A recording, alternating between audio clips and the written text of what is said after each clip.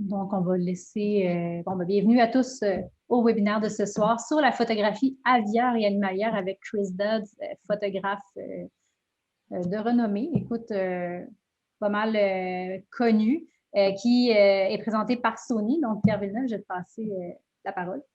Merci Marie-Pierre. Merci à tous de vous joindre à nous. Mon nom est Pierre Villeneuve, je m'occupe de la formation technique en photographie chez Sony. Si jamais vous avez des questions pendant la présentation, gênez-vous pas de l'écrire dans les commentaires. Marie-Pierre et moi-même allons s'occuper le mieux possible d'y répondre. Alors, avec nous aujourd'hui, on a Christopher Dodds, qui est un photographe aviaire et animalier de réputation internationale, une sommité dans sa catégorie. Et il vient d'Angleterre, mais habite au Canada depuis plusieurs années, donc parle bien français. Il présentera sa présentation ce soir avec nous en français. Alors, Chris, je te laisse la parole. Bienvenue. Merci beaucoup. Bonjour tout le monde. Je vais commencer avec l'équipement que je travaille avec aujourd'hui pour gagner mon vie, pour photographier les oiseaux. C'est vraiment le meilleur kit que j'ai trouvé à date, au point de vue de la vitesse de la mise au point. Puis maintenant avec 30 photos la seconde aussi. Alors ici, j'en ai la Alpha 1, le tout nouveau boîtier, avec la grippe verticale, avec une deuxième batterie dedans. Puis ça, c'est une 600 mm f4. Alors, c'est un objectif cher, mais c'est vite au point de vue de la lumière qui rentre dedans pour avoir, je peux atteindre la vitesse comme une 5 millième d'une seconde très facilement. Ça, c'est une gimbal head. Ça, c'est le Wimberley head. C'est probablement le meilleur sur le marché au point de vue de ça tient tous les points de l'appareil. Je peux laisser l'appareil dans l'air où j'ai laissé, puis suivre des oiseaux très facilement. Alors, c'est vraiment facile. Un truc pour tout le monde qui travaille avec ça, c'est d'être certain ajuster la trépied pour que la hauteur de la viseur est la même hauteur de vos yeux. Alors, c'est plus facile à aligner le boîtier, l'objectif, puis le sujet comme ça. Alors, ça, c'est le plus gros objectif. Puis, je vais montrer quelque chose qui est plus facile à porter, puis c'est plus flexible aussi au point de vue de...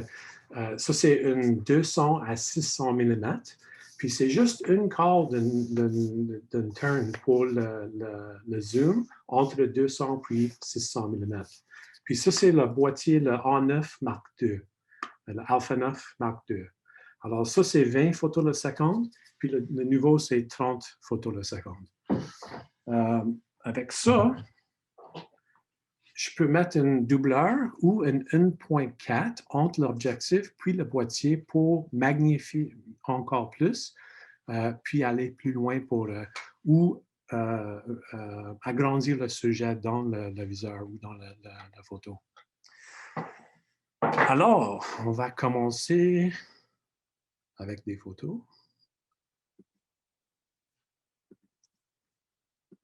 Et voilà. Ça, c'est... OK, un pigargue à tête blanche. Ça, c'est mon site web, chrisdoddsphoto.com. De là, tu peux suivre des lignes au blog, Facebook, Instagram, puis les autres canaux sociaux. Alors, avant, c'est beaucoup d'années que je suis une photographe animalière des oiseaux. Puis, j'ai commencé avec Nikon, après ça, Canon. Puis, quand la boîtier, le A9 a sorti, ça fait quoi, 3 ans et demi à peu près, j'étais chanceux de l'avoir le premier 100 à 400 de Sony avec le premier A9 dans le pays pour tester.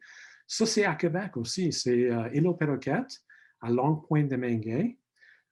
C'est une petite île sur la côte nord avec beaucoup de macreux. Puis, je suis chanceux, j'étais capable de rester dans la maison du fort sur l'île pour faire des ateliers photo pendant 2 jours. L'année, ça fait quoi? L'année passée, le 600 F4 à sortir, c'est l'an avant ça fait 2 ans. Ça, c'est la première version dans le pays que j'étais privilégié pour tester aussi au même endroit. C'est très fun de faire des tests pour la mise au point, pour la capacité d'un nouveau boîtier, pour l'action, de l'avoir des sujets qui sont vraiment vite puis difficiles à suivre. Alors, c'est un vrai test là-bas. La grosse différence, comme tout le monde, je voyage beaucoup. C'est plus et plus difficile de traîner tous les gros boîtiers avec moi tout le temps dans l'avion, ça avant COVID. Ça va être plus difficile encore après COVID. Alors ici, on voit la différence en grandeur entre le reflex à gauche, puis le hybride ou l'appareil sans miroir à droite. Puis on voit que la grosse différence, c'est le pentaprisme en haut. Mais à part de ça, il y a un miroir qui bouge, il y a un déclencheur qui bouge, il y a beaucoup de morceaux qui bougent dedans, alors ça fait du bruit, puis ça ouse aussi. Puis c'est plus difficile pour le système de mise au point de suivre quelque chose qui bouge vite quand le miroir bouge toujours dedans. Puis encore de ça, après ça, il y a le capteur ici de l'image, mais en bas, ça c'est le capteur pour la mise au point. Alors il y a un deuxième miroir translucent dans le boîtier. Ici, avec l'appareil sans miroir, qu'est-ce qui est fun, c'est que la lumière rentre, ça frappe le capteur. Le capteur, c'est pour l'image, puis c'est aussi des capteurs pour la mise au point. Alors, ce tout-là, c'est très pratique, c'est très facile pour le boîtier de calculer les distances, puis faire des ajustements pour la mise au point. Puis, qu'est-ce qui est fun aussi, ça, c'est le viseur électronique. Puis, qu'est-ce que moi, j'aime avec ça beaucoup?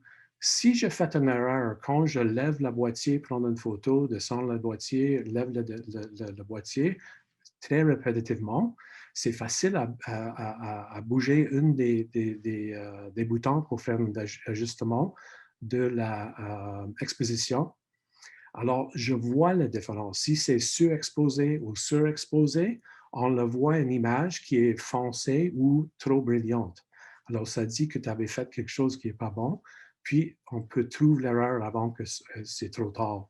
Mais avec le pentaprism, puis une viseur optique, on ne voit pas l'exposition dans le viseur. Puis, on peut même mettre un histogramme dans le viseur aussi, dans le coin, pour voir l'exposition. Quand on parle de histogramme, c'est le fil le plus important dans le boîtier, dans tous les boîtiers, tous les appareils photo. C'est une photo qui a été prise, c'est une Macro One. C'est une photo qui a été prise pendant un gros nuage. Alors, c'est une lumière très égale. C'est vraiment mon préféré. Il n'y a pas des ombres, il n'y a pas beaucoup de contraste. Mais ça montre ici le histogramme à gauche. Ça, c'est les tonalités qui sont les plus foncées. Alors, c'est toutes les noirs. Si les noirs touchent à côté gauche, ça indique qu'il n'y a pas de détails dans les noirs. Alors, c'est des ombres qui sont noires sans détail. Par contre, l'autre côté de l'histogramme, le côté à droite, ça indique que toutes les highlights sont bien exposés, mais ils ne touchent pas le côté droit. Si ça touche le côté droit, ça brûle les blanches, puis il n'y a pas de détails. Alors, l'idée, c'est de tasser l'exposition vers le doigt, mais ne touche pas le doigt, parce que le côté droit du histogramme. Puis, on voit tous les détails dans les blanches, puis tous les détails dans les noirs.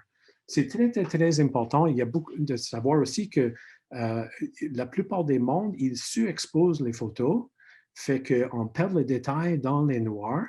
Puis quand on fait un ajustement avec Photoshop ou Lightroom ou logiciel après, c'est certain, c'est plus facile aujourd'hui de faire des ajustements comme ça, mais ça introduit la bruit, puis on manque le détail. Alors, c'est très important parce que les grosses questions pour un nouveau boîtier, c'est toujours est-ce qu'il y a beaucoup de bruit dans les photos? Puis, pour éliminer le problème de bruit dans l'image, essayez de croper des photos, puis essayez de bien exposer la photo. Alors, ici, c'est Hello Paraquet. Ça, c'est mon chambre pour 2 journées sur le côté est de l'île. Alors, je suis la première de relève avec le soleil le matin. OK. Puis ça, c'est une des premières photos que j'ai prises. Puis, le premier test que j'ai fait, la première journée avec le A9 puis le 100-400, je n'ai pas eu des tuyaux d'extension, j'en ai pas de téléconvertisseur. C'est vraiment juste le 100-400. Alors, tu vois une beau bokeh en arrière, puis en avant-plan aussi. Ça, c'est parce que je travaille aux distances minimales de mise au point. La plus proche, je suis au sujet. La plus hors de foyer, l'arrière-plan. Ici, un truc facile pour approcher des maquereux, c'est d'approche pas de direction de la plage parce que tu marches vers les maquereux sur les falaises. Ils vont voler ou rentrent dans leur nid. Alors, moi, qu'est-ce que je fais? J'approche par en haut du falaise. Puis là, ils sont vraiment curieux, puis ils sortent la tête, puis ils donnent beaucoup de différents angles de vue. Avec, ici, on voit que le visage est parallèle avec le capteur. C'est plus beau. Puis, ça donne l'apparence que je suis au même niveau de l'œil à l'œil avec le sujet. Alors, pour avoir un portrait intimé, plus intimé, j'ai essayé d'être au même niveau des yeux de sujet ou plus bas. OK. Qu'est-ce qui est fun? Dans toutes les places qu'il y a des maquereux moines, comme à Europe, à Irlande, Écosse, Angleterre, d'où je viens, c'est toutes des mers avec des gros vagues. Il n'y a pas des journées comme ça, comme dans le fleuve Saint-Laurent, dans le golfe de Saint-Laurent. Alors ici, c'est une photo que j'ai prise avec 1/5 d'une photo. Alors, pourquoi 1/5 d'une seconde? C'est pour geler l'action quand ça arrive. Ça, c'est quelque chose pas mal ordinaire. Le sujet ne bouge pas beaucoup, mais je sais qu'il va faire quelque chose. Il va déclencher, pas déclencher, prend vol. Atterrir, c'est landing, puis take-off, Pierre, c'est... Décoller. Décoller. Décoller, c'est ça, décoller. Ou il va faire nettoyer les plumes ou quelque chose, puis je veux être prêt pour geler l'action quand ça arrive. Alors, c'est pour ça que je suis à 1/5 d'une seconde. Je fais beaucoup d'attention, toujours en manuel, exposition. Puis quand je dis manuel, il y a beaucoup de monde qui dit, OK, c'est auto ISO. Non, c'est tout en manuel. ISO, l'ouverture, puis la vitesse. Tout en manuel, c'est moi qui contrôle l'exposition d'une image. Puis la lumière, c'est la même toute la journée, sauf que les premières 2, puis les dernières 2 heures de la journée. Alors, s'il n'y a pas de nuages, la lumière, c'est la même toute la journée, presque. Alors, je fais beaucoup d'attention au histogramme au début pour être certain que c'est bien exposé, spécialement sur le visage, puis la poitrine ici. Puis là, on voit beaucoup de détails dans les noirs aussi. J'imagine, Chris, juste pour revenir, avant de commencer, une fois que tu as repéré les oiseaux, tu dois t'installer puis justement un peu voir l'intensité de la lumière puis vérifier tous tes paramètres pour être sûr que tu n'y touches plus, justement, vu que tu es en manuel. Là. Oui, c'est très important pour moi, mais avec la pratique, c'est plus facile en manuel parce que si on imagine de travailler dans une mode automatique, soit vitesse ou ouverture ou ISO, il faut qu'on ait la façon que l'appareil calcule l'exposition. Puis, c'est différent quand le sujet puis l'arrière-plan change, qui arrive souvent avec un oiseau qui vole. Fait qu'un petit oiseau blanche, quand ça commence de vol vers toi, sur une falaise noire, la plupart de l'image, c'est noir. Ça, c'est une compensation. Mais là, quand l'oiseau arrive assez large dans l'encadrement pour prendre une belle photo, là, toute la lumière qui reflète dans le boîtier pour la PoseMate à lire, c'est tout différent. Alors, il faut continuellement faire des ajustements de compensation d'exposition. En manuel, c'est la lumière qui tombe sur le sujet, ça ne change pas, votre exposition ne change pas. Ici, ça, c'est une maquereux moine avec des poissons dans la bouche. Ça, c'est un Grand Prix.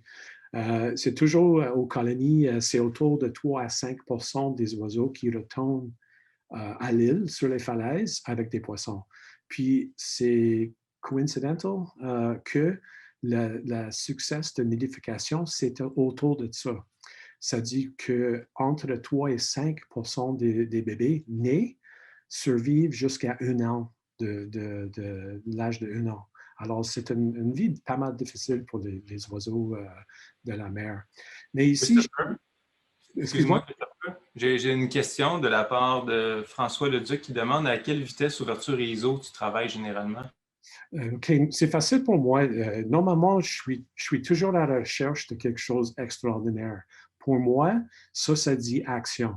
Alors, le premier paramètre que je rentre dans le boîtier, c'est 1/5 millième d'une seconde minimum. Alors, là, on dit 1/5 millième d'une seconde. Puis là, j'en ai un appareil comme en arrière de moi, ça vaut beaucoup de sous. Puis, j'aime dire que je gagne mon vie wide open, à grande ouverture. Ça dit, ici, j'en ai une F4.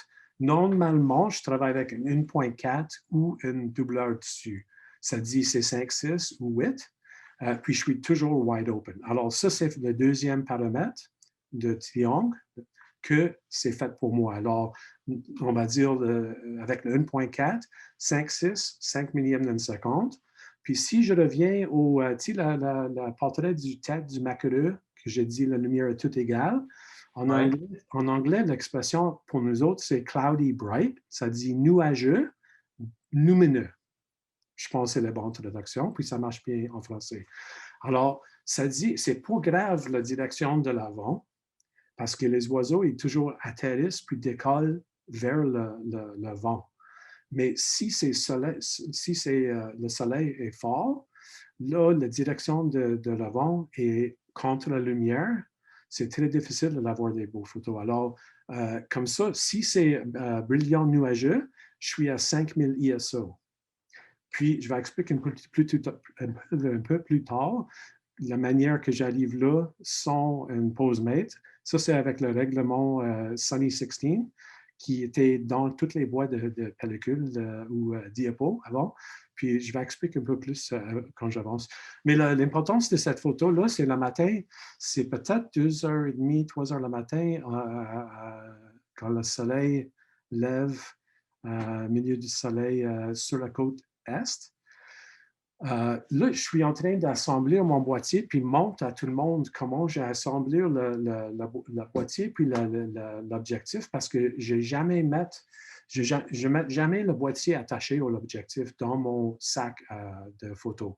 Parce que je vois trop souvent que soit moi ou quelqu'un tombe dessus ou je tombe dessus, puis il y a beaucoup de force dans la union de l'appareil puis l'objectif, puis ça brise très facilement. Alors, je montre comment je protège le boîtier de la poussière pour mettre l'objectif.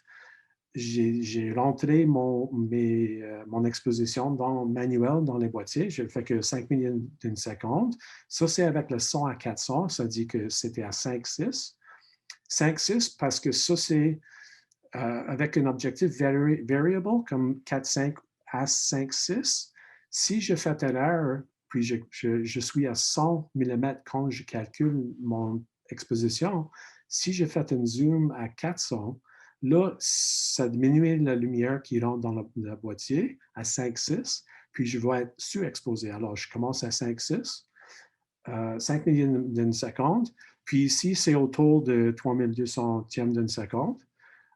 Puis là, je monte, puis tout le monde voit le maquereux qui fait une banque avec des poissons dedans. Puis c'était la première photo que je pris dans la journée. Puis tout le monde dans l'atelier a pensé que je n'ai pas eu la shot, mais c'est ça qu'ils voient en arrière du boîtier. Puis je vais dire, il y a beaucoup de monde sur le premier voyage que je suis dessus avec le A9 qui a changé. Le moment où ils retournent chez eux, ils avaient commandé des appareils Sony à part de la mise au point la vitesse. OK, ici, ça, c'est un full frame, c'est plein encadrement, puis c'est très important de savoir que tous les systèmes que je travaille avec avant, il faut trouver des workarounds toujours. Alors, qu'est-ce qu'on avait fait pour faire des photos de maquereux comme ça, plein cadre? C'est on allait à peu près 20-22 pieds en arrière de la ligne où la mer touche le sable. Puis ça, c'est un bon point de référence. Alors, je dis à tout le monde, OK, mettons mise au point sur la union du lot puis sable, pre-focus. Puis là, tu vas être prêt. Quand le maquereux vient, il va être plus large dans l'encadrement. Puis, la plupart de travail de mise au point est fait pour le boîtier. Puis, c'est plus facile pour le boîtier à prendre la mise au point. Pourquoi c'est assez difficile pour les systèmes de mise au point traditionnels avant, rotational, autofocus? C'est parce qu'un sujet qui vient à moi aux vitesses fixes, le boîtier, il faut qu'il traite le sujet comme il est en état d'accélération constante. C'est comme ça accelerate toujours vers moi. Je vais expliquer ça parce que si on met la mise au point à infinity, puis là, le sujet est moitié la distance, on ne tourne pas beaucoup le focus ring sur l'objectif.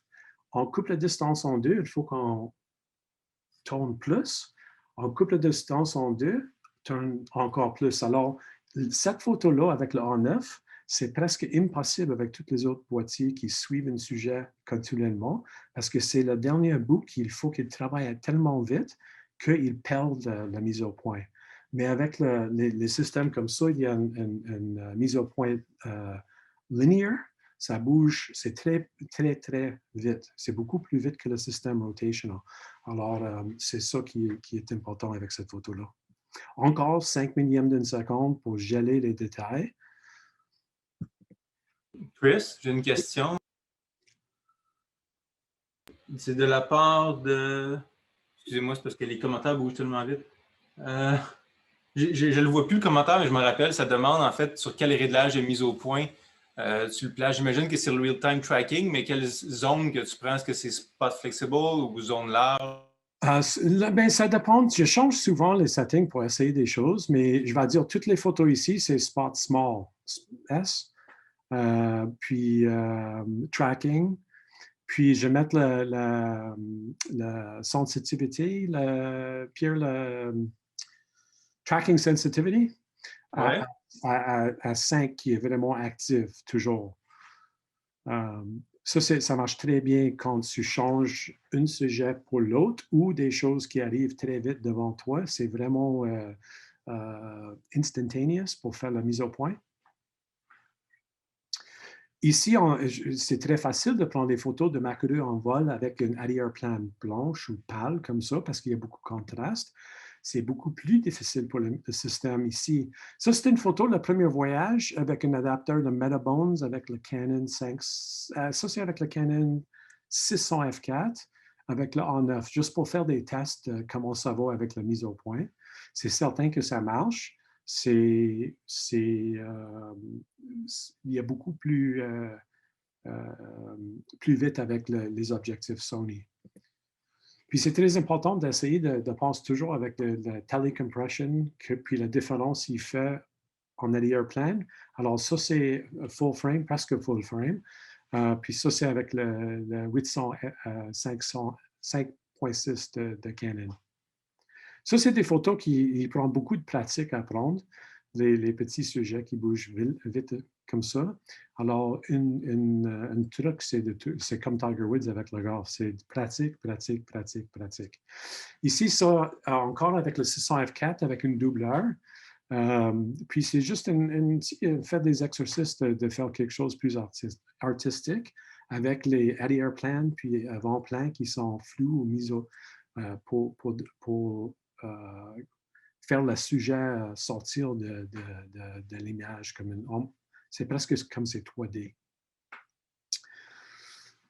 C'est presque la seule fois que je travaille au contraire au point de vue de l'ouverture. Ici, je veux l'avoir le plus de la sujet qui est sharp. Alors ici, je travaille à f22. C'est très important de l'avoir les yeux qui sont vraiment nets. ça prend du temps, puis ça prend beaucoup de temps de l'avoir un maquereux qui regarde directement vers toi aussi. Normalement, ils sont curieux, mais pas toujours des poseurs. Tu sais. Ça, c'est au marais bas, sur une journée très soleilleuse. Puis ça, c'est l'arrière-plan. Je suis en haut de falaise, je prends le portrait. Ça, c'est les herbes de mer, seaweed? Des algues. Des algues qui sont séchées dans le soleil sur les roches à marée bas. Puis ça, c'est à Islande, avec une 17 à 40. Alors, le maquereux est vraiment proche, puis la photo indique c'est vraiment l'oiseau dans leur habitat, où ils restent, où ils vivent. Un autre bon endroit pour les photos d'oiseaux à Québec, c'est l'île Bonaventure à Percé. Je suis chanceux, je peux aller chaque année aussi pour des ateliers. Puis ça, c'est une foule de bassin. C'est une de mes oiseaux préférés pour des photos. Ça, c'est quoi? Ça, c'est, OK, j'ai pris le premier A9. Puis ça, c'est des JPEG qui sont toutes ajustées au neutre. Il n'y a pas de netteté, il n'y a pas de contraste ajouté ou saturation ajoutée. Puis ça, c'est 30 photos qui étaient prises dans 1 seconde et demie. Alors, c'est comme ça, très, très, très vite. Pourquoi c'est important de l'avoir une vitesse de capture très vite? Ça donne beaucoup plus de choix dans les photos comme on voit ici, on va aller regarder toutes les photos. Alors, ici, j'attends que le sujet est assez gros dans le cadrement pour commencer. C'est moins important avec les buffers puis les vitesses de carte aujourd'hui, puis le grand buffer dans le boîtier, mais au début de digital, c'est un gros problème de commencer à prendre les photos, puis là, le buffer est plein quand les sujets sont assez larges dans le cadrement. Puis aujourd'hui, avec 20 ou 30 photos à la seconde, c'est très difficile de passer le temps avec les photos, avec les sujets qui sont trop petits dans l'encadrement. Ça prend beaucoup de temps de chercher les plus beaux photos. Alors ici, qu'est-ce qui est important? C'est les ailes. Les ailes ici, on voit tous les détails. Puis là, le prochain, tu vois moins. Alors, pour moi, le deuxième, c'est pas assez intéressant comme le premier. Puis ici, le troisième. Puis tu le vois, toutes les différences ici dans les ailes, au bout, les ailes, les plumes au bout des ailes. Puis des pieds aussi sont fun comme des breaks, des freins de l'air, tu sais, comme un avion. Je vais aller un peu plus vite.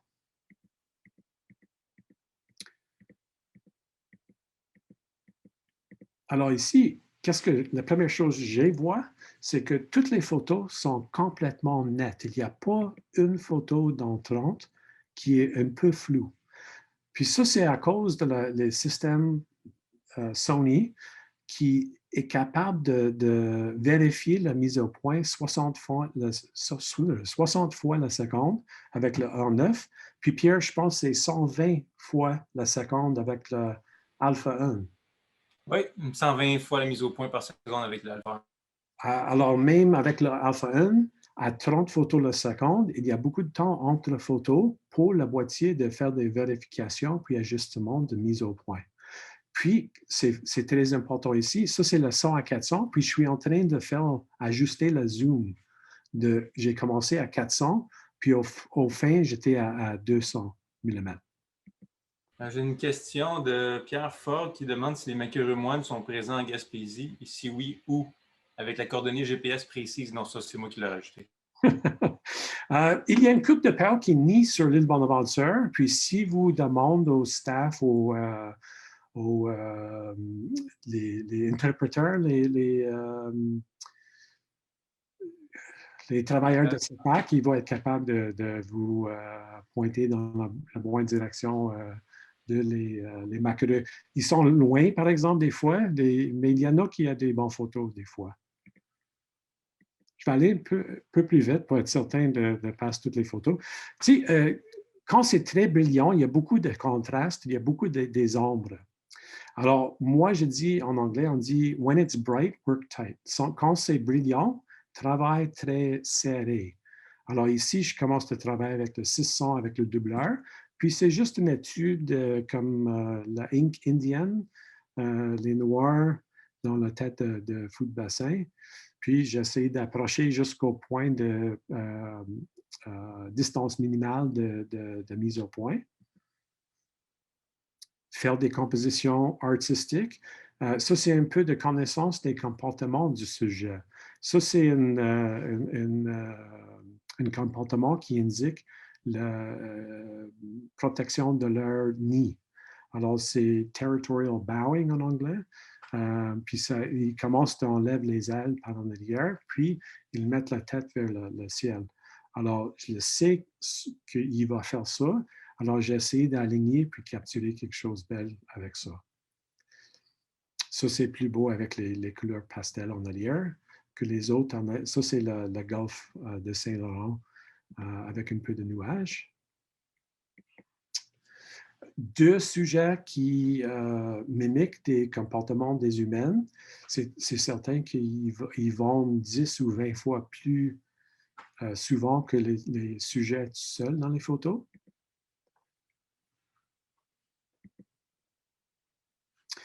Je parle toujours des 600 mm avec le doubleur, mais ici, c'est le 70 à 200 mm, à 70 mm.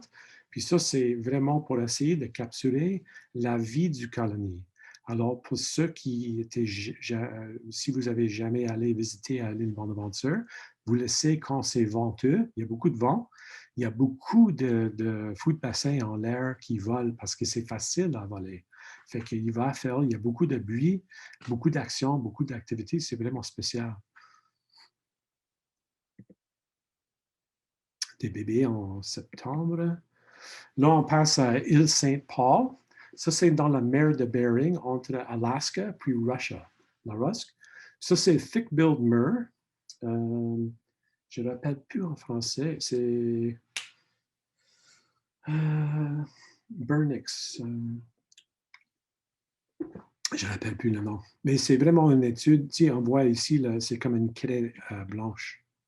Puis ici, ça, c'est le début de juillet. Puis dans les ombres du gros falaise, il reste encore du neige qui est un peu sale. C'est pour ça qu'on a essayé de faire une étude artistique avec l'arrière-plan du neige en arrière. Ça, c'est une crested auklet en anglais. C'est vraiment une Liberace le monde des oiseaux marais. C'est vraiment une de mes favoris. Puis, il y a une glande qui produit une huile qui sent comme une tangerine. Alors, puis, quand tu as une trentaine qui sont ensemble, dans le temps de nidification, c'est vraiment fort l'odeur de tangerine. Ça, c'est le deuxième espace de Macareux. Ça, c'est une Macareux Houpé. Houpé? Oui, je pense que Houpé. J'en ai une note de sur quelque place. Oui. Macareux Houpé, puis une Macareux à cornu. Puis ça, c'est à cause des petits horns. Les petites cornes, oui. Oui. Puis, c'est une fun place parce que tu as des falaises à 1500, 2000 pieds. Quand c'est venteux, comme toutes les sites de nidification des oiseaux marins, il y a beaucoup d'activités. Alors, c'est toute la journée de longue, tu as des gros sujets comme ça. Ça, c'est une parakeet auklet en anglais. Ça, c'est à cause de la bec qui ressemble à une parakeet un peu. Encore le parakeet auklet. Auklet, c'est static perroquet en français. Chris, il y a quelqu'un qui dit les photos sont magnifiques. Ceci n'est pas une question, simplement un commentaire, et je l'ai vu plusieurs fois. Merci beaucoup.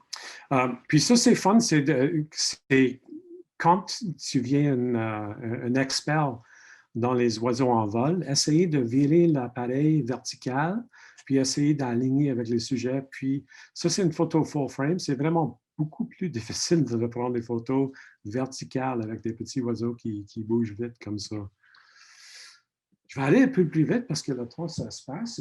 On peut passer toute la nuit comme ça. Ici, qu'est-ce qui est important ici? Ça, c'est la même place. C'est Île Saint-Paul. Ça, c'est un renard arctique avec des fleurs en arrière. Mais le sujet est moins que 30% de la largeur de la photo. Alors, il y a beaucoup moins d'impact visuel sur Instagram, sur Facebook, puis les plateformes sociales, mais il y a un plus gros marché pour des calendriers ou des revues. Il y a beaucoup de place pour la composition puis les placements de texte. Puis c'est vraiment quelque chose que les éditeurs de photos demandent des sujets moins que 30% de la photo. Ça, c'est à 20 000 ISO avec le A9. Alors, si vous faites beaucoup d'attention à l'exposition, c'est vraiment possible de l'avoir des photos du très bonne qualité, sans bruit, à ISO élevé. La saison est juste vient de terminer ici à Québec pour les ébous. Quelqu'un demande si tu utilises une battery grip, puis je crois voir que oui, sur le A1 en arrière. Oui, normalement, je trouve qu'il y a beaucoup de balance avec le A1. Je ne sais pas si tu me vois maintenant dans le coin ou... Est-ce que tu Oui, me vois? Oui, on te voit dans le coin quand c'est toi qui parles. OK. Ici, j'en ai le grip vertical, le battery grip avec le deuxième batterie. Ça, c'est sur le gros objectif. C'est plus balance, c'est plus facile à travailler avec ça. Maintenant, j'en ai le A9 Mark II sur le 200 à 600. Il n'y a pas de grip, mais quand c'est très froid, je mets une grip dessus parce que c'est plus facile pour trouver une bonne grip, sécurité, avec des gants ou des mains sur mes mains. Alors, ça change des fois oui, des fois non. Ça, c'est le comportement le début de saison de nidification des chouettes lapines. C'est quelque chose que j'ai pris une soixantaine de photos, puis après les 60 photos, j'ai dit, OK, il faut que je regarde ça. Je baisse l'appareil photo, puis je juste regarde qu'est-ce qui arrive devant moi. Chris, j'ai une question à laquelle je pourrais répondre, mais comme je suis représentant pour Sony, on pourrait penser que je suis biaisé et malhonnête, alors je vais te laisser répondre. Est-ce que je pourrais espérer des résultats similaires avec un Canon 6D? C'est de la part de Marc-Henri. Avec une 6D, mais je vais dire que tous les appareils photo, c'est certain que tu vas être capable de prendre des belles photos. C'est certain que j'ai pris des photos qui commencent mon career avec des objectifs, avec une mise au point automatique Chris. C'est manuel. Il n'y a pas de mise au point automatique dans les premiers boîtiers. Puis, je n'ai pas eu assez de l'argent pour payer pour un objectif avec autofocus dedans. Puis, il y a beaucoup de photos que j'ai prises avec des pellicules puis des diapos de 25 ISO. Puis aujourd'hui, même avec un vieux boîtier, n'importe quelle marque digitale, il y avait beaucoup de photos qui sont publiées de très belle qualité. Pour moi, c'est important de l'avoir les utiles, comme tout le monde qui travaille avec les utiles, la meilleure possible. Moi, je viens plus avancé dans mes années. Je suis plus vieux. Les réflexes ne sont pas assez bons, les yeux ne sont pas assez bons comme c'était avant. Alors, je veux toujours avoir quelque chose qui est plus vite, plus précis dans mon carrière. Mais pour répondre à votre question, oui, c'est possible. C'est certain que ça va être un peu frustrante à côté de quelqu'un avec comme une A9 II ou une Alpha 1. Mais c'est toujours possible. Puis il faut toujours commencer quelque place parce que là, ici, dans mes mains, à côté de moi, il y a quoi, Pierre? 30 000 $ juste dans les deux boîtiers avec les deux objectifs. Roughly. autour de ça. Puis c'est certain que tout le monde n'a pas les sous comme ça pour une loisir ou une passe-temps avec des familles, avec une occupation. C'est pas toujours quelque chose que tout le monde Il y va. a toujours la possibilité de louer aussi, pour un week-end. Quelqu'un qui veut mettre de l'argent dans son boîtier peut louer des objectifs de temps en temps, justement, quand il sait qu'il va aller faire de la photo d'oiseaux, puis éventuellement, peut-être, finir par l'acheter parce qu'il va tomber en amour. Quelqu'un demande si tu shootes en RAW ou JPEG. Je sais que c'est toujours... Oui, c'est toujours en RAW. La seule exception, c'est la séquence de 30 photos que j'ai montrée tout à l'heure avec la petite vidéo qui tourne très vite, juste pour faire un test. Puis quelqu'un d'autre demande si c'est toujours sur trépied. Si, Pierre, ça coupe au fin, toujours au trépied? Oui, exact. Est-ce que tu es toujours sur trépied? Oui, si je peux travailler avec un trépied, je travaille avec un trépied parce qu'il y a beaucoup de temps que je suis sur un bateau, par exemple, j'en ai pas de choix de travailler avec le trépied parce que la balance puis l'objectif, c'est contre les vagues. Alors, il faut traîner ça à main, puis j'ai fait beaucoup de dommages à mon épaule puis mon cou ici. Alors, aujourd'hui, j'ai essayé de laisser la trépied prendre tous les poids. Mais c'est ce qui est pratique avec le... Ça peut être, on imagine une 100-400, n'importe quelle marque, 100-400, 200-600 qui est pratique. Sur une Black Rapid, c'est une strap qui diagonale. C'est très facile de mettre tous les poids à côté de moi. Je peux travailler avec les deux boîtiers en même temps. Celle-là, je peux laisser faire, puis c'est facile à enlever ça, puis plus versatile aussi pour prendre les photos. Alors, des fois, j'en ai le 200-600, des fois, j'en ai le 100-400. Puis ça, la plupart du temps, c'est main élevée, handheld. Les gros objectifs, si je peux, c'est toujours sur une trépied. Puis, en parlant de settings, il y a Vincent Simard qui pose la question à savoir si tu shootes en mode silencieux pour justement ne pas faire peur aux animaux. Oui, ça, c'est une des choses favorites avec les appareils sans miroir, c'est de prendre les photos sans faire du bruit. C'est très important. Là, on approche la saison de migration. C'est certain ici, dans le sud-ouest de Québec, entre Dundee et Huntington, où je reste, la migration a déjà commencé. Au point des petits parolines, je fais un atelier à Pointe-Pili chaque année avec des parolines. Puis avant, c'était toujours un nightmare parce que j'en ai 5 autres personnes avec moi. Tout le monde veut avoir la première photo de la paroline, mais la première qui pèse le bouton déclenche un gros bruit. Puis là, la paroline, il sort, il vole. C'est fini pour tout le monde. Puis normalement, c'est too early, c'est trop... il n'attend pas assez de temps pour prendre la meilleure photo. Mais aujourd'hui, avec les appareils sans miroir, pas de bruit, ça donne beaucoup de chance. Les animaux, les oiseaux sont beaucoup moins stressés, puis c'est plus fun. Est-ce que tu vois des autres questions, Pierre? Pour l'instant, ça va. Là, je peux répondre moi-même aux autres. OK. Là, j'ai parlé déjà de Sunny 16.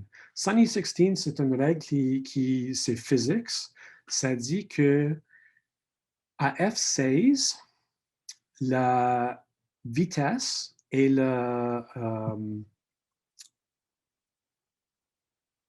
si on travaille avec 100 ISO à F16, à midi, une journée pleine de soleil, la vitesse va être le reciprocal du ISO, ça dit 1/100 d'une seconde.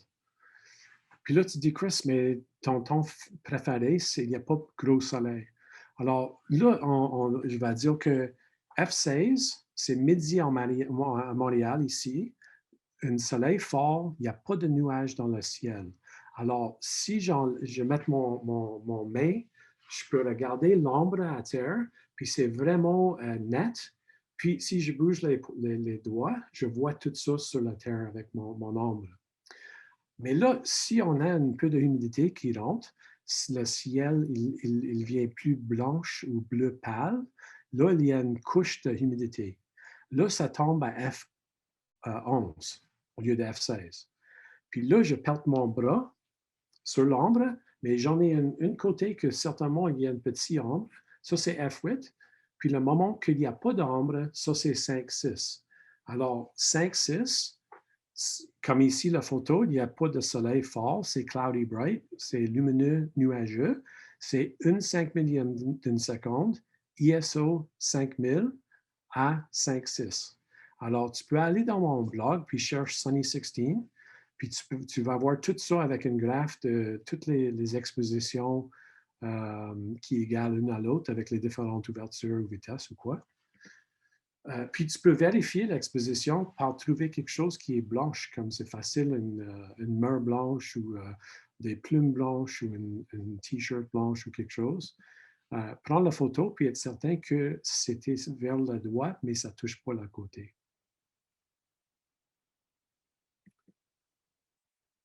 Pierre, tu as d'autres questions? Oui, ça bouge. Il y a Florence Blais qui demande, votre cours sur le mode manuel, est-ce qu'il est sur le lien entre le ISO, l'ouverture et la vitesse? Oui, c'est notre cours sur le mode manuel que j'ai référé parce que la dame posait beaucoup de questions sur le triangle d'exposition que Chris expliquait.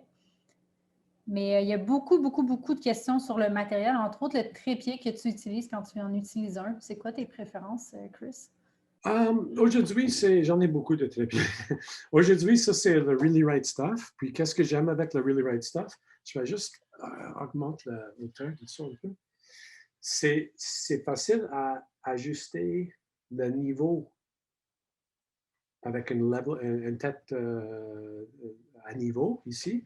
C'est juste un twist lock ici. Puis, j'en ai un petit niveau ici que je peux regarder, puis mettre ça à niveau. Puis comme ça, toujours les horizons, les lignes de horizon en arrière-plan vont être toujours au niveau. J'en ai des autres, mais ça, c'est le préféré ces jours-là. Une autre façon à vérifier ou à établir votre exposition. Là, tu mets les deux paramètres comme moi, le 5-6 ou F8 ou F4, 5 millièmes d'une seconde pour geler l'action. Puis pour trouver le ISO, tu peux pointer l'appareil vers la neige, une champ de neige devant toi, puis ajuste la pose mètre jusqu'au temps que ça indique qu'il dit plus 1 et 2 tiers d'un stop. Ça, c'est bien exposé parce que blanche reflète 1 et 2 tiers d'un stop plus de lumière qu'une grille neutre. Ou par contre, tu peux trouver quelque chose qui est noir, comme en arrière d'un manteau, remplir l'encadrement avec noir, puis faites le contraire. C'est moins 1 et 2 tiers. C'est très facile. Puis comme ça, tu peux reculer la zoom, prendre une photo de test, puis regarde le histogramme en arrière de votre boîtier, puis faites une vérification, comme j'ai expliqué avec le histogramme, pour être certain que ça reste juste vers la droite, mais ça ne touche pas. Un truc ici avec les harfangs de neige ou des voies de neige, par exemple, ça, c'est une journée, il n'y a pas beaucoup de lumière, puis les plumes sont comme les câbles de fibre vert, fibre optique, fibre vert cable. Il n'y a pas de highlight, puis il n'y a pas d'ombre en arrière de highlight. Il manque beaucoup de détails. Ici, qu'est-ce que je fais? Je travaille avec un peu de Nik Software, puis ça, c'est Detail Extractor, puis Tonal Contrast. Tu mets comme c'est comme un policier forensique qui fait une impression digitale, puis ils mettent la poussière noire dessus pour accentuer les détails dans le visage, dans les plumes de visage. Puis tu le vois, je l'ai fait la même chose ici. Quand tu prépares une séance photo comme ça, c'est quoi ton moment préféré dans la journée pour aller prendre en photo les oiseaux? Pour moi, c'est la journée au long. C'est certain que tu vois un grand portfolio de photos à soir. Ça, c'est les îles de la Madeleine pour les phoques. Pour moi, c'est d'être dehors. pour une chance de prendre une bonne photo. C'est certain que j'en ai pas toujours des journées productives. C'est important pour savoir que la plupart de mes journées sont pas assez productives pour moi au point de vue des photos. Je suis vraiment un perfectionniste. Je cherche toujours de l'avoir quelque chose qui est mieux que j'ai eu avant. Alors, c'est toujours une expérience pour moi. Chaque journée, j'apprends quelque chose, soit un comportement ou une habitude d'un animal, ou ici, c'est fun. Il vient de tomber dans le trou, dans la glace, le trou de pêche de sa mère. Puis là, sa mère est déjà dans l'eau. Puis, tu vois les graphes, là, ici, dans les flippers. Là, il travaille fort pour sortir. J'en ai une 17 à 40, un objectif 17 à 40. Puis, eux autres, ils ne voient pas bien, mais ils sont toutes. Fait qu'ils voient l'objectif noir devant moi. Il a pensé que c'est le nez de sa mère. Puis là, vient être certain, puis il vient sniff, vérifie l'odeur comme ça. Alors, il m'approche très, très proche. Des pigargues à tête blanche. C'est la même chose. Ici, c'est une des seules fois, la plupart du temps, j'ai essayé de mettre le soleil directement en arrière de moi. Quand j'avais une beau lumière avec des plumes blanches, j'ai essayé de mettre un peu d'un offset à 15 à 20 degrés. Pourquoi? Parce qu'ici, on voit toutes les highlights, puis toutes les shadows, toutes les ombres, puis les highlights. Puis c'est light illuminates, shadows define. Light illuminates, shadows define. Alors, la lumière illuminée, puis à cause de l'illumination, il y a toujours une ombre. Alors, ça prend plus de définition, plus de volume au sujet. Ça, c'est la première photo que j'ai vendue à National Geographic, puis c'est la même famille. C'est plate que la mère n'est pas là. Ça, c'est le mâle qui est plus petit des deux bébés. La femelle adulte va être la même largeur que les deux bébés. Puis le bec ici, le bec est noir. Alors, c'est des bébés qui sont nés l'été avant. Puis ça, c'est dans mars. Alors, il n'y a même pas un an de vieux. Puis ici, les deux bébés sont le même âge, mais tu vois la différence en plumes, la coloration. Puis c'est pas qu'une est mâle ou femelle, c'est juste une variance naturelle. C'est pour ça que National Geographic a publié. En Alaska, normalement, je prends des bateaux, puis j'allais dans les parcs nationaux pour trouver des pigargues, puis des pigargues qui pêchent. Mais des journées, il y a gros vagues ou mauvaise météo pour un bateau. Ici, c'est un stationnement d'asphalte qui est tout brisé avec une couche de glace. Puis là, à cause de la pluie, il y a une couche de l'eau frais sur la glace. Puis là, j'étais dans un petit SUV. Puis je travaille avec le SUV comme une cache pour moi. Puis la plupart du temps, j'essaie d'être plus bas, mais pour avoir une bonne réflexion, il faut être un peu plus haut. Alors, ça marche tout à aligné pour ça. Mais ce n'est pas une pose, en anglais, on dit You're so vain. La vanité. Vanité, c'est un mot français? Oui, c'est ça. C'est qu'il boit du lot. J'ai une question ici de Rosalie Palin qui dit: avez-vous des trucs pour prendre en photo un sujet noir ou très foncé? Justement, comme la photo là, c'est très foncé sur foncé, là. Mais la même règle s'applique ici parce que j'en ai un morceau ici la plus importante. Je vais expliquer que la manière la boîtier enregistre la lumière, c'est la même façon que nous autres, on voit la lumière. On voit la lumière, on ne voit pas la noire. Puis, c'est presque la même chose avec les boîtiers. Il est capable d'enregistrer la lumière, mais pas le manque de lumière. Ça fait du sens? Alors, moi, quand je regarde une photo, mes yeux allaient direct comme real life, là, quand je conduis la voiture, puis je cherche des animaux dans les ombres, dans une forêt.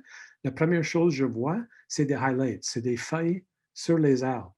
Le soleil frappe les feuilles, puis c'est là. Puis là, il faut travailler pour essayer d'aller plus loin, puis plus profond dans les ombres, pour chercher des animaux qui sont à l'intérieur du forêt. C'est la même chose avec une photo. La première chose, mes yeux allaient direct au highlight, la tête de la pigargue. Alors, il faut que c'est bien exposé. Alors, je fais beaucoup d'attention. Puis ici, il n'y a pas beaucoup de pixels qui sont blanches ici à cause de la tête très petite dans la photo. Alors, il y a des outils dans le boîtier, Shadow and Highlight Alert. Nouveau pour Sony qui n'était pas disponible avant, c'est Shadow Alert. Ça dit que ça indique les morceaux de la photo qui manquent le détail dans les ombres.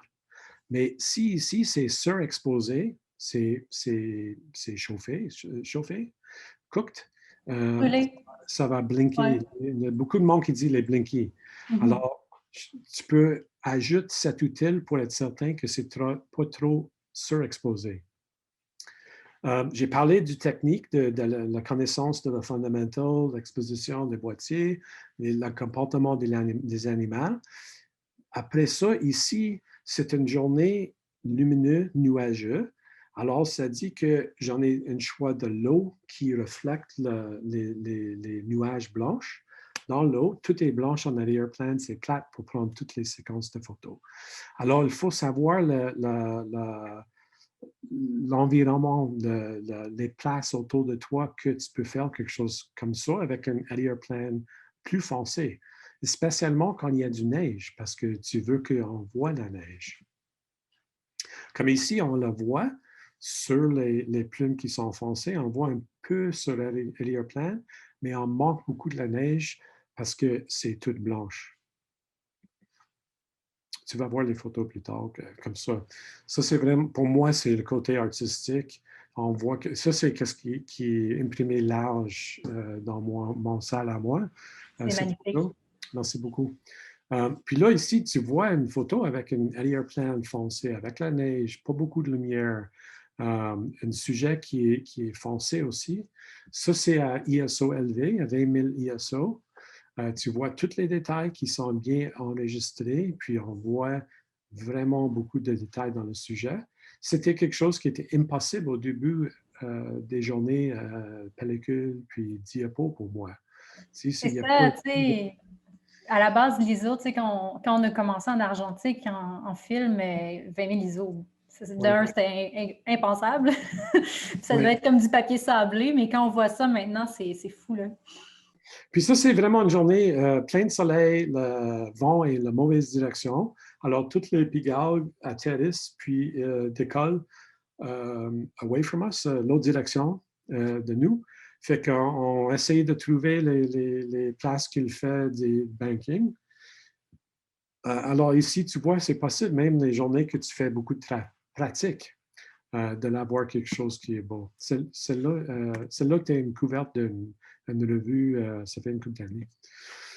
Ça, c'est une autre presque impossible. Mais c'était impossible dans la première journée de argentique. Encore 20 000 ISO, un gros manque de lumière. Ça, c'est un vrai test pour le système de mise au point parce qu'il n'y a rien de contraste. C'est certain que après, j'ai capturé les neiges. J'ai fait un peu de travail avec Photoshop pour sortir un peu de punch, contraste dans l'image. Mais le fichier RAW, il manque beaucoup de détails. Tous les systèmes de mise au point que j'ai travaillé avec avant changer à Sony, il va chercher en arrière-plan, puis tu manques la photo. Et justement, là, tu parlais de ton fichier RAW. Tu travailles dans Photoshop, dans Lightroom, dans Capture One. Comment tu les traites? Je commence d'apprendre Capture One un peu, mais c'est toujours Photoshop pour moi. J'ai commencé avec, quand j'ai changé à digital, j'ai commencé avec Aperture de Apple. Puis là, quand il a arrêté de développer Aperture, Lightroom est là, mais j'ai dit, ben, ça ne fait pas de sens de mettre toutes mes photos dans un logiciel qui est dépendante sur une plateforme.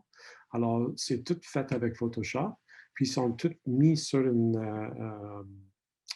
disque dur. Ben, c'est plus qu'un disque, c'est IO Safe, c'est une un système NAS qui compte le feu puis l'inondation de l'eau. Puis, ils sont tous là, comme les oiseaux de l'Amérique du Nord, le nombre d'espaces, puis dans le fichier, sont tous là ensemble. Si j'en ai le RAW, j'en ai un TIFF ou une PST, je vais faire un master fichier pour chaque grandeur d'impression que je fais. Parce que tous les ajustements, la netteté, un ajustement comme Nik Software, un plugin, on ajuste le montant qu'on ajuste. Ça fait du sens? Ça change plus gros largeur, on met plus de netteté pour un papier mat ou lustre, c'est des différents ajustements. Qu'est-ce qui est fun avec les oiseaux, c'est qu'on peut mettre une mangeoire, on met une perche, puis attirer les sujets.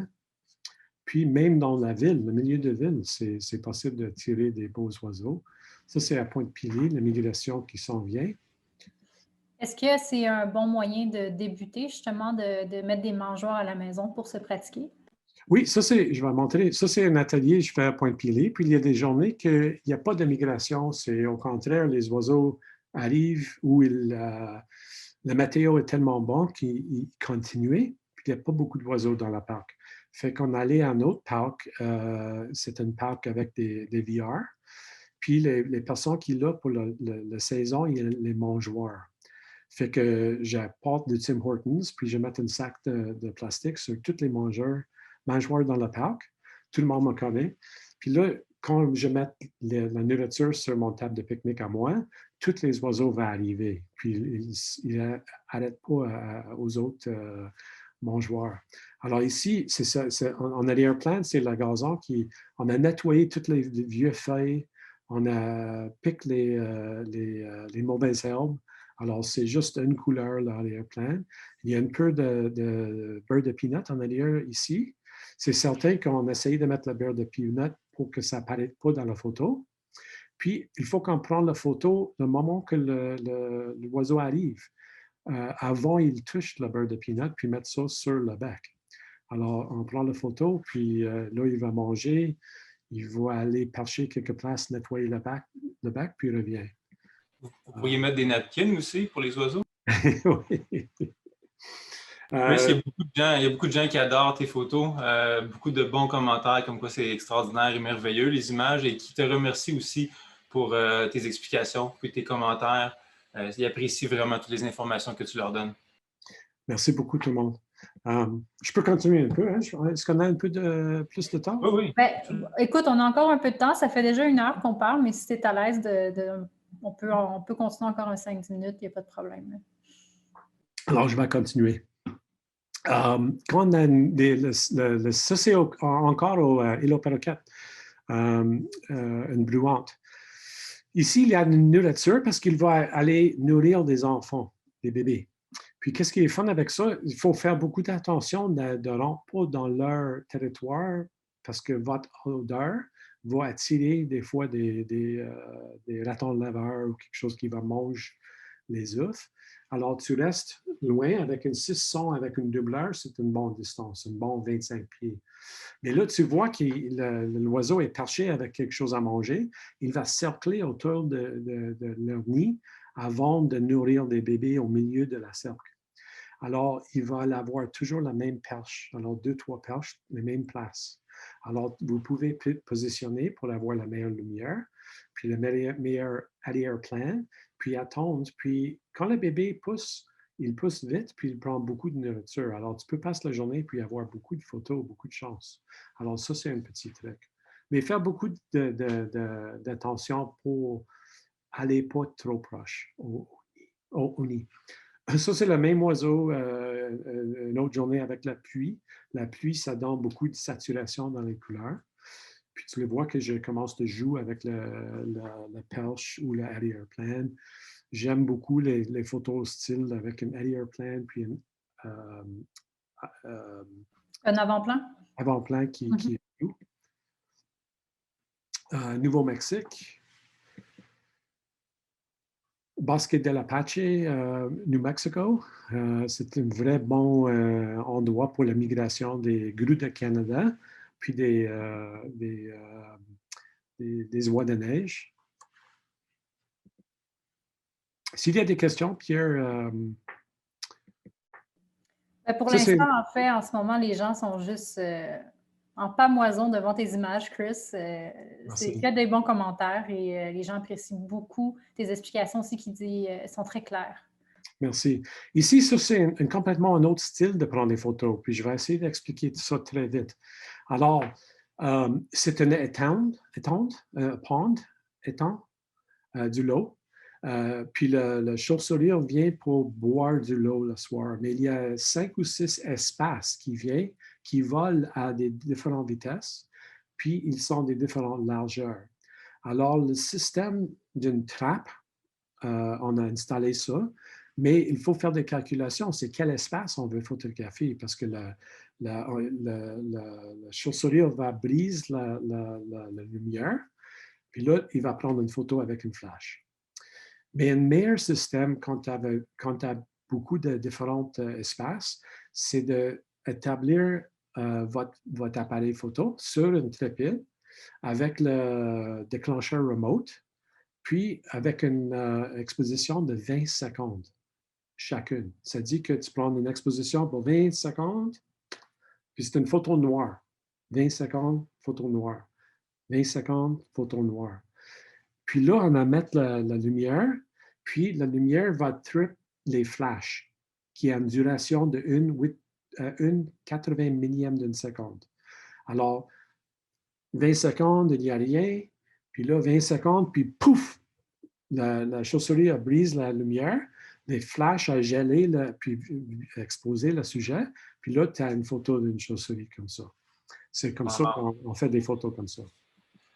Chris, j'ai une question de Céline Jean. Pour les hiboux, affins et pigargues, tous les oiseaux regardent droit vers toi. Est-ce qu'il y avait de quoi les attirer? Pour les photos dans la présentation, non. Des fois, oui. C'est quelque chose qui arrive, comme la nourriture au mangeoire.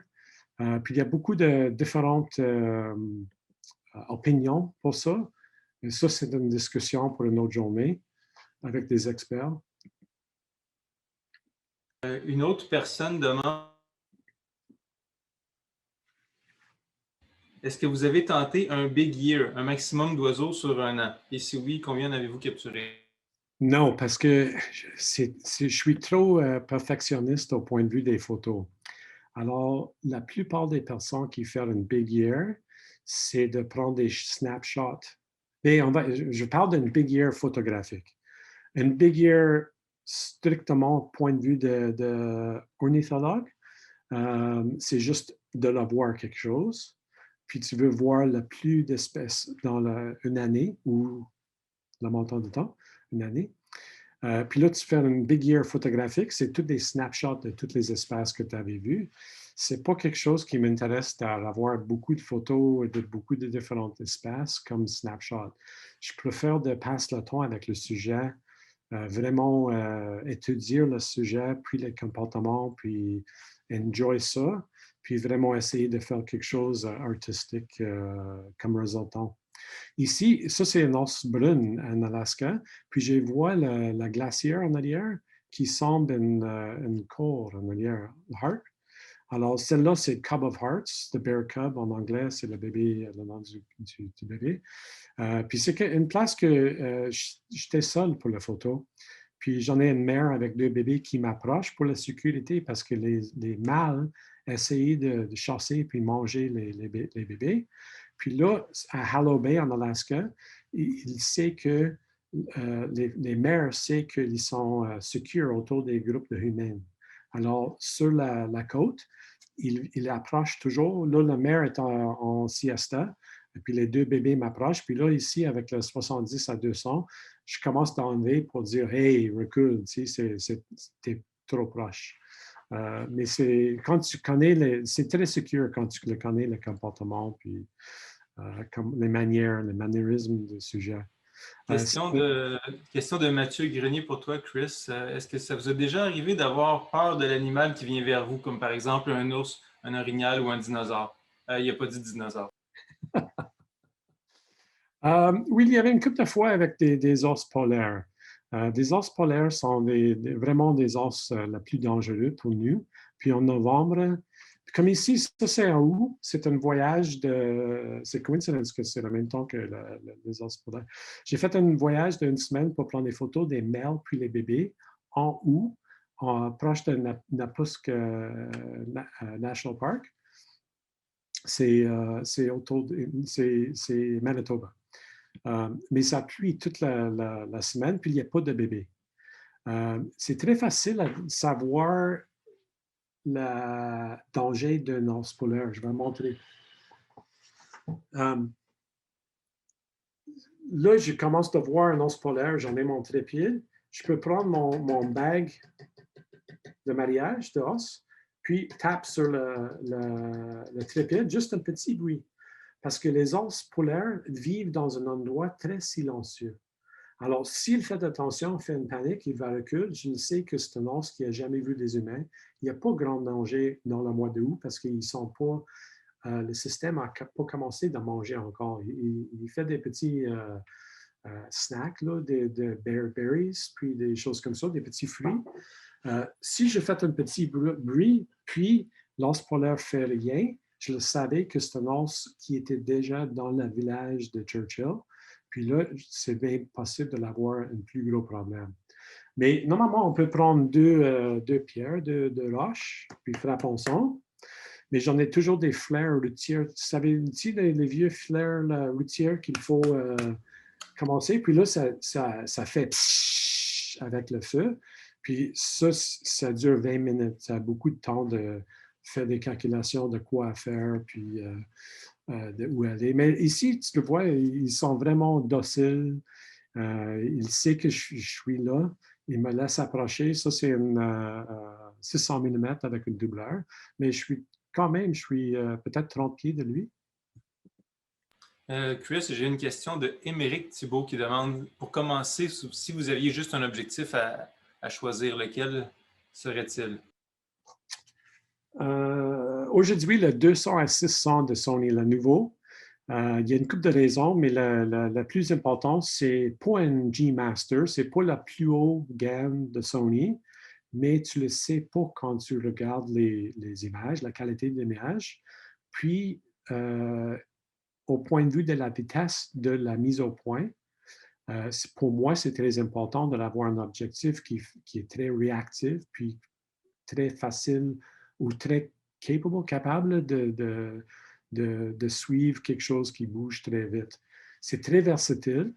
Il y a une mise au point minimale qui est proche. Ça dit que tu peux prendre des photos de style macro, un peu des choses à terre artistiques. Puis tous les animaux, même les ours, des oiseaux, c'est très pratique. Alors aujourd'hui, c'est le 200 à 600 de Sony. Et il est compatible avec les multiplicateurs que tu as en ta possession. Oui, certainement le 1.4, très réactif.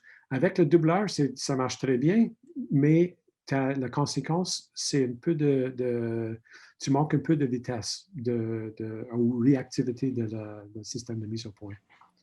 Oui, comme avec tout doubleur en bout de ligne, on perd toujours un peu de vitesse, là. Puis, je tiens à dire aussi que le 200-600, c'est pour un tel téléobjectif aussi relativement abordable. On s'entend dans la lignée des téléobjectifs, là. C'est sûr qu'il faut budgétiser, mais c'est pas 15 000 $ comme dans d'autres marques, là. Oui, exactement. Ici, tu vois qu'après une couple de journées, j'ai dit il faut que je fasse quelque chose qui envoie le contraste entre le corps qui est tout plein de boue, puis la tête qui est toujours propre, blanche. Alors ici, celle-là, je nommais ça two cashews, 2 cachous, parce que les 2 noix de cachous qui sont... Puis ici, il ne menace pas. Moi, c'est comme un chien qui sent l'air. Ils sont avec leur nez, puis avec la bouche aussi en même temps. Puis quand il fait ça, j'ai dit, il faut que je regarde en arrière moi parce qu'il y a un autre qui va venir. Alors là, c'est plus dangereux quand il y a plus qu'une. Puis ça, la question de si je suis jamais peur d'un animal, c'est certain là, l'ours polaire est prêt pour manger des phoques qui sont à côté de la glace, puis il me voit comme le prochain repas. Mais la chose avec toutes les os puis des animaux, tout seul, il y a plus de risque. 2 personnes, il y a beaucoup moins de risque. Un groupe de 6 ou 7 ou 8 personnes, il n'y a presque pas de risque de l'avoir une attaque d'un animal parce qu'on peut agrandir notre footprint sur la Terre. Si on voit un ours polaire qui vient, je mets toujours mon main sur le trépied. Puis là, ça vient comme je suis immense pour l'animal, tu sais. Tout moi avec le trépied puis l'appareil photo. Et le voilà. S'il y a des autres questions, je suis prêt à répondre. Ben, écoute, tu as répondu à beaucoup de questions durant la conférence. Je voulais juste poser, en fait, c'est où qu'on peut te suivre pour ton travail et tout, pour les gens qui ont vraiment adoré la conférence? Ah, c'est où? Tu peux me suivre? Oui, ben, ton site web, oui. Les réseaux sociaux. Ici, on voit chrisdoddsphoto.com, c'est le plus facile, ou naturephotographyblog.com. Les deux pointent à l'autre. Alors, si tu es sur chrisdoddsphoto.com, tu peux peser sur le blog, le bouton pour le blog, les ateliers photos. C'est tout en anglais, mais il y a beaucoup à apprendre, même pour les Français qui ne comprennent pas beaucoup d'anglais. En dessous de chaque photo dans le blog, je mets tout l'équipement avec toutes les settings. Alors, si tu études ça, puis tu le vois, la photo, tu vas apprendre beaucoup de choses. Puis pour ceux qui comprennent un peu de l'anglais, il y a beaucoup d'informations. C'est certain, il y a un peu de marketing pour mes ateliers, mais si tu juste skim, lis en diagonale. Ouais. Il y a beaucoup d'informations à apprendre qui sont gratuites. Okay. Puis il y a vraiment beaucoup de commentaires, beaucoup de gens qui disent que c'était fabuleux, superbe, merveilleux, qui apprécient beaucoup la conférence. Donc, félicitations, c'était génial. Merci tout le monde. Merci pour les questions. Il n'y a pas de dernière question, Pierre? Ceux qui sont gênés, peut-être? Écoute, là, en ce moment, c'est tous les gens qui disent merci. Il y a des questions, oui, mais tu les as répondues au fur et à mesure de la conférence. Là. Bon, merci à Gosselin puis Sony pour l'occasion de vous présenter mon show. Puis peut-être dans le futur, on peut faire quelque chose encore avec Gosselin dans le futur. Oui, on est toujours partant. Merci beaucoup, Chris. Merci beaucoup, Pierre. Merci tout le monde d'avoir été là. C'était génial. Bonne soirée. Bonne soirée à tous. Merci tout le monde. Merci.